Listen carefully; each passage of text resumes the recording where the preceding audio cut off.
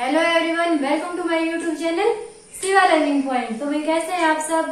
I hope आप सब अच्छे होंगे और आप सबकी तैयारी भी अच्छी चल रही होगी।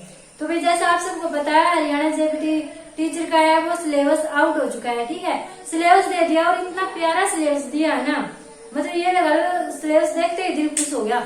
जो बच्चा पढ़ने वाला है ना वो तो सिलेक्शन लेके ही रहेगा। ठीक है, तो जो सिलेबस है उसको बिल्कुल हम टॉपिक वाइज लेके चलेंगे। जो जो टॉपिक दिया है ना वही टॉपिक एज इट इज उठा के और वही लेके चलेंगे पहले। ठीक है, उसके बाद जो एक्स्ट्रा चीजें आने वाली है वो देखेंगे। तो भाई आज ही हमारी सीडीपी की सेकंड क्लास है। ठीक है, आज अपनी सीडीपी की सेकंड क्लास है, जो चाइल्ड डेवलपमेंट होता है उसकी दूसरी क्लास है। और आप सीडीपी के सिलेबस में देखना जो सेकंड टॉपिक दिया है उन्होंने बाल विकास के सिद्धांत दिया है। ठीक है, तो आज हम बाल विकास के सिद्धांत ही देखेंगे कि बाल विकास के सिद्धांत होते क्या है। तो भाई सिद्धांत पहले तो आपको ये समझ होनी चाहिए कि ये चीज क्या है। तो मतलब ये कहा गया है कि बालक का विकास किस तरह से बालक का विकास होता है, किस तरह से वो एक अवस्था से दूसरी अवस्था में प्रवेश करता है, उसमें क्या क्या परिवर्तन आते हैं। ठीक है, उसके व्यवहार में क्या क्या परिवर्तन आते हैं, किस तरह से चेंज होता है, उसके रूल क्या है, वो सारी चीजें बाल विकास के सिद्धांत में हम डिस्कस करेंगे। यह भी बताऊंगी कि एग्जामिनर क्वेश्चन को कैसे घुमा के आपसे पूछ सकता है। सबसे पहले देखते हैं कि बालक की दिशा का सिद्धांत। ठीक है, बालक की दिशा का सिद्धांत, बाल विकास का पहला सिद्धांत क्या कहता है कि जो बालक का विकास होता है ना वो एक दिशा में होता है और इस दिशा को बोलते हैं सिरोमुखी दिशा। कौन सी दिशा बोलते हैं भाई? सिरोमुखी। सिरोमुखी मतलब क्या है? पहले बच्चे के सिर का विकास होता है। ठीक है, उसके बाद उसके हाथों का, कंधों का विकास होता है, उसके बाद शरीर के और इंद्रियों का और अंगों का विकास होता है। कहने का मतलब क्या है? सिरोमुखी विकास होता है। पहले उसका थोड़ा माइंड डेवलप होता है, उसके बाद उसकी जो इंद्रियां है वो काम करना स्टार्ट करती हैं। तो जो बालक का विकास है उसको सिरोमुखी बोला गया है। एग्जामिनर टाइप से पूछ लेगा कि बालक के विकास की दिशा कौन सी है। ठीक है, तो हमेशा याद रखना सिरोमुखी है, सिर से स्टार्ट होता है। भाई आपने देखा होगा भाई सबसे पहले जो बच्चा होता है वो रोने की क्रिया ही करता है। ठीक है, तो रोना कहाँ से रिलेट कर दिया गया? सिर से। भाई माइंड की क्रिया है ना ये, क्योंकि माइंड में जब उसको रोने का आया तभी तो वो रोया। तो भाई सबसे पहले उसके सिर का विकास होता है, तो ये सिरोमुखी विकास बोला जाता है। जो बालक की दिशा का सिद्धांत है वो क्या कहता है कि बालक का विकास हमेशा सिर से पैर की तरफ चलता है। ठीक है, सिरोमुखी विकास सिर से पैर की तरफ, सिर से पैर की तरफ चलता है। भाई ये नाम याद रखना है, सिरोमुखी इसका नाम होता है और सिर से पैर की तरफ चलता है। आप छोटे बच्चे को देख लो, उसका मतलब कि पूरा शरीर तो उसका इतना होता है और उसका सिर इतना होता है। ठीक है, सिर इतना डेवलप हो चुका होता है जबकि शरीर उसका मात्र इतना होता है। जो नवजात शिशु होता है, जो पैदा होता है, ठीक है, उसको कभी आप देखना। तो सबसे ज्यादा सिर का विकास होता है, इसलिए इसको सिरोमुखी विकास बोलते हैं। उसके बाद है विकास कर्म का सिद्धांत। ये सिद्धांत क्या कहता है? जो बालक का विकास होता है वो कर्मानुसार होता है, कर्म के अनुसार होता है। ऐसा नहीं है कि हम एक लाइन छोड़ के, जैसे एक सीढ़ी छोड़ के अगली सीढ़ी पे पैर हम नहीं रख सकते। जैसे कि पहले शैशवावस्था आती है, फिर बाल्यावस्था आती है, फिर किशोरावस्था आती है। हम ऐसा नहीं कर सकते कि शैशवावस्था के बाद हम डायरेक्ट किशोरावस्था में चले जाएं। हमारे बीच बाल्यावस्था है ही नहीं, या गर्भावस्था के बाद सीधे हम बाल्यावस्था में चले जाएं। हमारे अंदर ऐसा अवस्था आए ही नहीं, ऐसा नहीं हो सकता। तो विकास हमेशा कर्म के अनुसार चलता है। ठीक है, कर्म के अनुसार चलता है। पहले बच्चा वही सिर को हिलाना सीखता है, फिर थोड़ा चलना सीखता है, बैठना सीखता है, थोड़ा बोलना सीखता है, फिर वो खेलना सीखता है। मतलब क्या, कर्म के अनुसार होता है सब कुछ। तो पहले गर्भावस्था आती है, फिर शैशवावस्था, फिर बाल्यावस्था, फिर किशोरावस्था। हम किसी भी एक अवस्था को स्किप करके अगली अवस्था में नहीं जा सकते, हमें हर अवस्था से गुजरना पड़ता है। इसलिए जो विकास है वो कर्म के अनुसार चलता है, कर्म अनुसार होता है। यहाँ तक आया भी समझ में? आगे देखो भाई, विकास की गति का सिद्धांत। विकास की गति का सिद्धांत क्या कहता है कि जो विकास की गति है ना वो हमेशा एक समान नहीं रहती। विकास की गति हमेशा एक समान नहीं रहती, अलग अलग अवस्थाओं में अलग अलग होती है। ठीक है, जैसे जो हमारी शैशवावस्था होती है उसमें विकास तेज गति से होता है। जो बालक 0 से 2 साल तक का बच्चा है उसमें मतलब आप देखना विकास बहुत ही तेज गति से चलेगा। उसके बाद जो बाल्यावस्था आ जाएगी, जो मतलब 5 से 7 साल की होगी, 5 से 12 साल तक के बच्चे में विकास बहुत मंद गति से होगा। ठीक है, विकास तो होगा पर उसकी गति धीमी हो जाएगी। उसके बाद जब किशोरावस्था आएगी 12 से 18 साल तक के बच्चे की, तो वे उसका जो विकास की गति है वो दोबारा से तेज हो जाएगी। ठीक है, तो जो विकास की गति है वो अलग अलग अवस्थाओं में अलग अलग होती है। कहीं पे विकास धीमा हो जाता है, कहीं पे तेज हो जाता है। तो एग्जाम इस टाइप से दे दे क्वेश्चन कि भाई इनमें से ये बताओ कि सही कौन सा है। विकास की गति हमेशा एक समान रहती है, विकास की गति बदलती ही नहीं है, या विकास की गति अवस्थाओं के अनुसार बदलती है। तो भाई इसका कौन सा ठीक हो जाएगा कि वो अवस्थाओं के अनुसार बदलती है, अवस्थाओं के अनुसार धीमी और तीव्र होती रहती है। ठीक है भाई, आगे देखो परस्पर संबंध का सिद्धांत। परस्पर संबंध का सिद्धांत, तो भाई जो परस्पर संबंध का सिद्धांत है, ये परस्पर संबंध का सिद्धांत भाई थॉर्नडाइक ने दिया है। थॉर्नडाइक ने दिया है परस्पर संबंध का सिद्धांत। तो थॉर्नडाइक ने क्या मानना है कि जो बालक का विकास होता है ना, जो जितने भी विकास होते हैं वो सारे एक दूसरे से रिलेट करते हैं, संबंध रखते हैं। जैसे अगर बच्चे का शारीरिक विकास अच्छे से हो रहा है तभी उसका मानसिक विकास अच्छे से हो पाएगा। अगर उसका मानसिक विकास अच्छे से हो रहा है तो उसका समंज्ञात्मक विकास अच्छे से होगा। मतलब सारे विकास एक दूसरे से संबंध रखते हैं। अगर कोई बच्चा अपंग है, भाई उसका शारीरिक विकास अच्छे से नहीं हुआ, दुनिया समाज वाले उस पर ताने मारेंगे, उसका मानसिक विकास भी अच्छे से नहीं हो पाएगा, वो समाज में नहीं घुल पाएगा, तो उसका सामाजिक विकास भी अवरुद्ध होगा। ठीक है, तो एक विकास का प्रभाव दूसरे पे पड़ता है। क्यों? क्योंकि जो विकास है वो एक दूसरे से संबंध रखते हैं। बहुत मच्छर हो रहे हैं, मच्छर काट रहे हैं।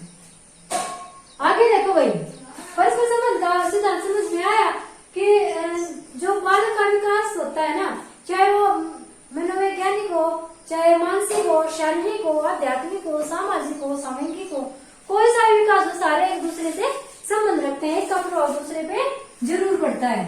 उसके बाद देखो भाई निरंतर विकास का सिद्धांत। निरंतर विकास का सिद्धांत क्या कहता है भाई, आप सबको बताया जो विकास है वो जीवन पर्यंत चलने वाली प्रक्रिया है।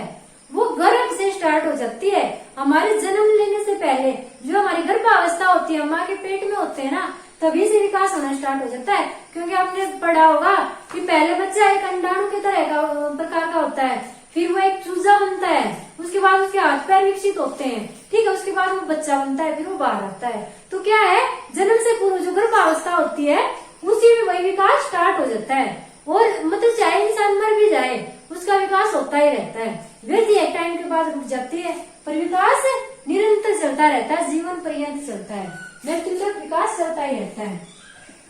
उसके बाद है व्यक्तिगत भिन्नताओं का सिद्धांत। व्यक्तिगत भिन्नताओं का सिद्धांत क्या कहता है कि कोई भी संसार के 2 बच्चे उठा लो, उनका विकास कभी भी एक समान नहीं होगा, उनमें कोई न कोई भिन्नता जरूर मिलेगी। भिन्नता शारीरिक आधार पे हो सकती है, मानसिक आधार पे हो सकती है, भाषा की, धार्मिकता की, संवेगों की, मतलब कहीं भी कोई भी डिफरेंस मिले, पर डिफरेंस मिलेगा। कभी भी 2 व्यक्तियों का विकास एक समान नहीं हो सकता, चाहे वो जुड़वा है, चाहे वो कहीं से भी है, कोई भी है, किन्हीं भी 2 व्यक्तियों का विकास एक समान नहीं हो सकता, उनमें भिन्नता पाई जाती है। चाहे कोई भी भिन्नता हो, चाहे किसी के वेट में 100 ग्राम का अंतर पाए, ठीक है, वो भी डिफरेंस तो हो गया ना, वो एक दूसरे से अलग तो होगी ना। तो भाई विकास हमेशा मतलब विभिन्नता होती है व्यक्तियों में विकास की। कोई भी 2 व्यक्ति विकास की दृष्टि से समान नहीं हो सकते, एक समान विकास नहीं कर सकते। फिर आता है एकीकरण का सिद्धांत। एकीकरण का सिद्धांत क्या कहता है कि भाई देखो, एक छोटा बच्चा है, उसके सामने कोई खिलौना रख दिया, तो पहले बच्चा क्या करेगा, अपने शरीर को घसीटता हुआ उस खिलौने के पास लेके जाएगा, फिर हाथ से उसको छुएगा, और फिर मतलब उसको छूने की कोशिश करेगा, फिर उसके और करीब जाएगा, फिर सारी चीजों का एकीकरण करके वो उस चीज को पकड़ लेगा। ठीक है, उंगलियों का प्रयोग करेगा, अपने दिमाग का प्रयोग करेगा, अपने मतलब के शरीर का प्रयोग करेगा, सारी चीजों का एकीकरण करके वो उस चीज को पकड़ लेगा।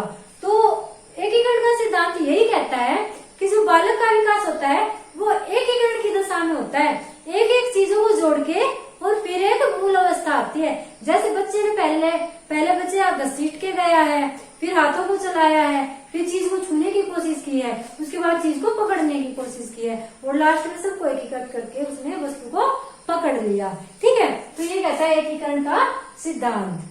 आगे आता है वंशानुक्रम है वातावरण की अंत्यक्रिया का सिद्धांत।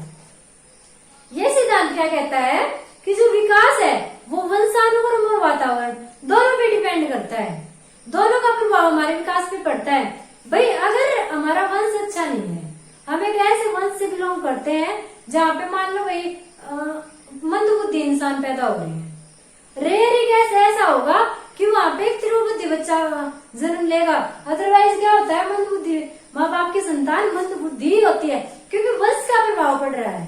ठीक है, दूसरा क्या है, वातावरण का प्रभाव। जैसे वातावरण में हम बच्चे को रखेंगे भाई उसका तो प्रभाव बच्चे पे पड़ना है।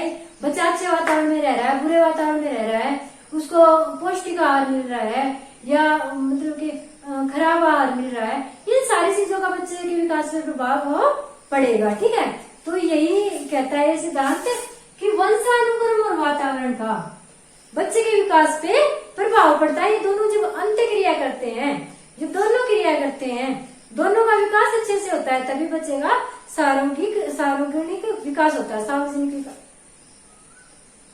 क्या बोलते हैं उसको, सर्वांगीण विकास। कितना बोल दिया मैंने, उसको बोलते हैं सर्वांगीण विकास कि हर तरफ से बच्चे का विकास हो रहा है। तो वो विकास तो होता है जब उसको वंश भी अच्छा और उसको वातावरण भी अच्छा मिल रहा है, तो इन दोनों का प्रभाव विकास पे पड़ता है। आगे आता है समान प्रतिमान का नियम। समान प्रतिमान का नियम क्या कहता है कि भाई इंसान चाहे इंडिया में पैदा हो ले, अफ्रीका में, न्यूजीलैंड में, अमेरिका में, कहीं भी दुनिया के किसी कोने में पैदा हो ले, अगर वो इंसान है ना, इंसानों की जाति से बिलोंग करता है, तो विकास उसका एक समान ही होगा। पहले बच्चा गर्दन को हिलाएगा, फिर वो बैठना सीखेगा, फिर वो खड़ा होना सीखेगा, फिर वो चलना सीखेगा। ये कर्म के अनुसार ही होगा, चाहे वो कई दुनिया में कहीं भी हो गए। ठीक है, तो समान प्रतिमान का नियम यही कहता है कि एक जाति का मतलब ये नहीं है कि एक कास्ट से ले लिया जाए, नहीं। एक जाति का मतलब है जैसे इंसानों की जाति होगी, सारे इंसान, भाई चाहे कहीं का भी बच्चा हो, उसका विकास उसी गति से होगा। सभी को पहले गर्भावस्था में आना पड़ेगा, फिर शैशवावस्था में, फिर बाल्यावस्था में, फिर किशोरावस्था में जाना पड़ेगा, चाहे बच्चा कहीं का भी हो।